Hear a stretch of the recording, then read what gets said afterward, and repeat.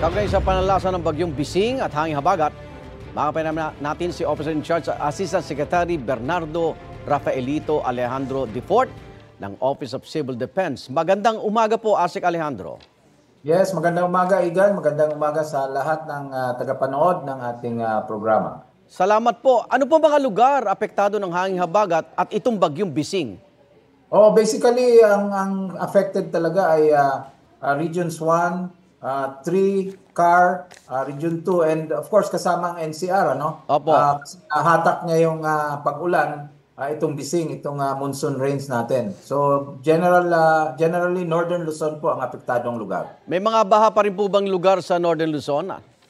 So far, humupa na karamihan. We have recorded 42 areas na flooded, 35 na po ang nag-subside, 35 pa rin ang flooded, and 7 areas nag-subside na po. Opo. So, unti-unti na bumababa na yung tubig. Umabot po sa ilan ang bilang ng mga nilikas? Opo, ang nilikas kasama outside, umabot po ng halos 3,000 persons or 1,022 families, no? Opo. Yung numero natin as of today. At sila ba'y nasa evacuation center pa o nakabalik na po sa kanilang mga bahay, Asek? Kokonti na lang ang nasa evacuation centers kasi tatlo na lang, nasa 400 persons na lang or close to 100 families. Opo. Ano-ano pong mga tulong na ibigay na natin sa mga apektadong residente?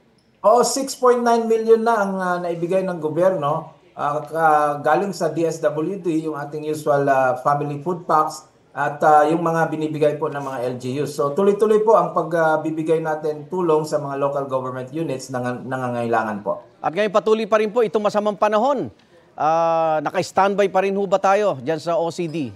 Opo, tuloy-tuloy ang blue alert kasi meron tayong nakita again, 2 LPA na maaaring humatak po ng pag-ulan dito sa Northern Luzon. So tuloy-tuloy po ang ating blue alert status. Opo, maraming salamat. OIC at Assistant Secretary Bernardo Alejandro Defort ng Office of Civil Defense. Ingat po. Maraming salamat, Igan. Good morning po.